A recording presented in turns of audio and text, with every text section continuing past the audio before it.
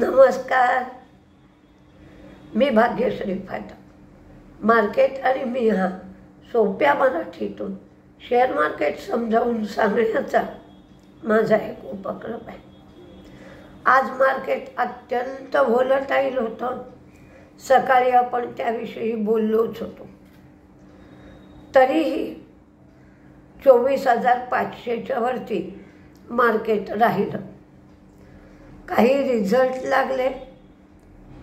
ते जे रिझल्ट चांगले लागतील असं अपेक्षित नव्हतं, ते रिझल्ट चांगले लागले.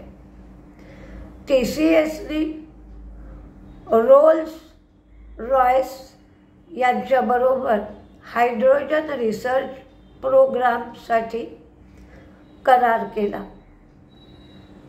मर्लाइन हॉक एरोस्पेस आणि केरळ स्टेट इलेक्ट्रॉनिक्स यांच्याबरोबर गार्डन रिच शिप बिल्डर्स यांनी करार केला.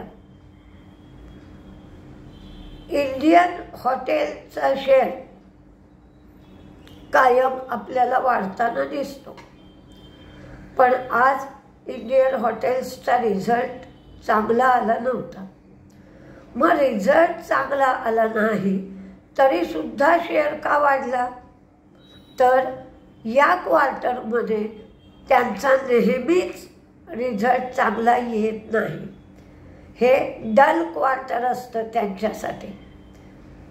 त्यामुळे रिझल्ट चांगला आला नाही याचं कोणालाही एवढं आश्चर्य वाटलं नाही.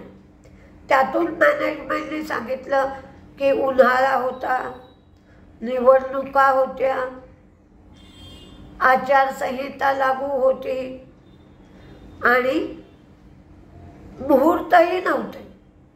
त्यामुळे निकालावर आमचा परिणाम झाला आहे.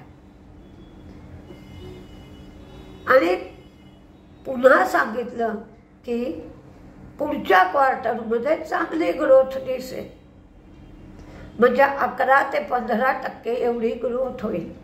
त्यामुळे ज्यांना स्वस्तात खरेदी करायचा होता त्याने आज खरेदी केला आणि खराब रिझल्ट लागलाय म्हणून ज्यांनी शेअर शॉर्ट केला होता त्यांना ते शॉर्ट केलेले शेअर कव्हर करावे लागले. म्हणून आज जवळजवळ 40 ते 45 रुपये इंडियन हॉटेलचा शेअर वाढला होता. आज IOBचा रिझल्ट लागला. IOBचा प्रॉफिट जो होता तो 500 कोटीचा 633 कोटी झाला, पण इयर ऑन इयर NPA 3.1 वरून 2.89 एवढे झाले. ग्रॉस NPA हे NPA क्वार्टर ऑन क्वार्टर आहेत. नेट NPA 0.57 वरून 0.51 झाले, हे पण क्वार्टर ऑन क्वार्टर आहेत. IDBIचा रिझल्ट लागला. IDBIचे सुद्धा ग्रॉस NPA 4.53 वरून 3.87 झाले. त्यांचं प्रॉफिट 1,224 कोटीवरनं 1,719 कोटी झालं. पण त्यांचं जे उत्पन्न होतं किंवा नेट इंटरेस्ट इन्कम ते 3,997.6 याच्यावरनं 3,232.8 कोटी.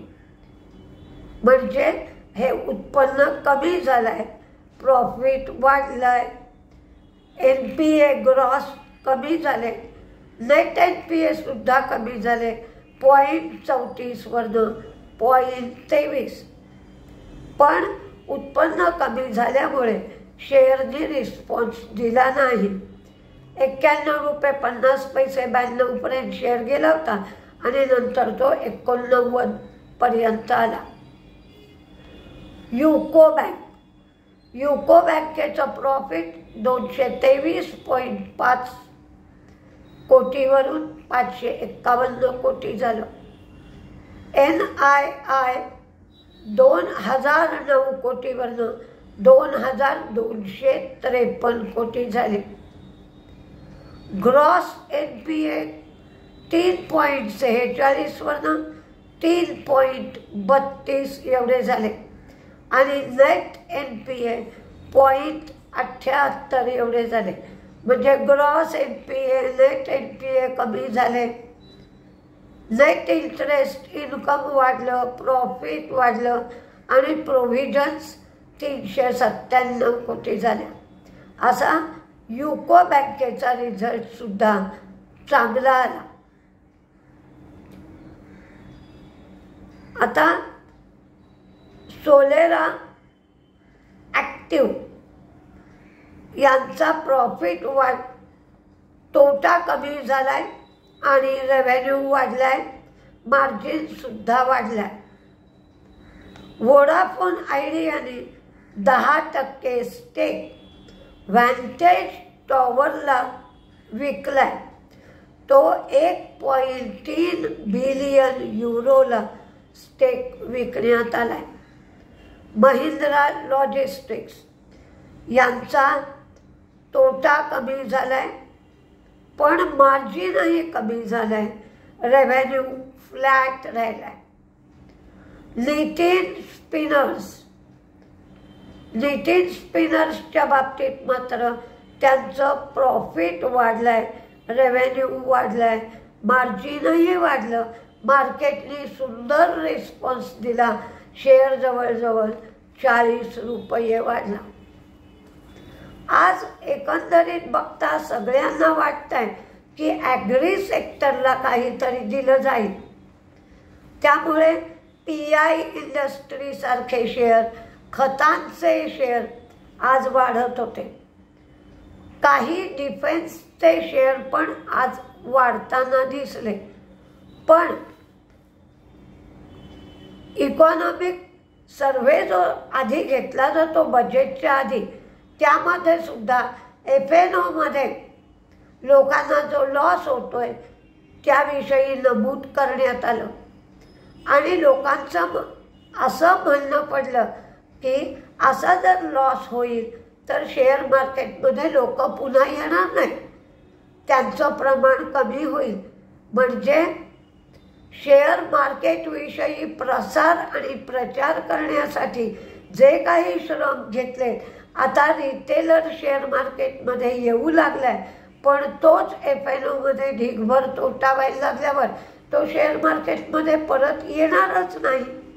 आणि त्याचा दुसरा परिणाम असा होतोय की सेव्हिंगमध्ये जे पैसे लोक ठेवत असत ते आता ठेवत नाही आहेत, म्युच्युअल फंडात घालतायत किंवा FNOमध्ये येत आहेत. त्यामुळे बँकांकडे ठेवींचं प्रमाण सुद्धा कमी झालं आहे. म्हणून कॉस्ट ऑफ मनी जी होती आहे ती कॉस्ट ऑफ मनी बँकांना जास्त द्यावी लागते. लोन देण्यासाठी त्यांच्याजवळ तेवढ्या प्रमाणात लिक्विडिटी मौजूद राहत नाही आहे.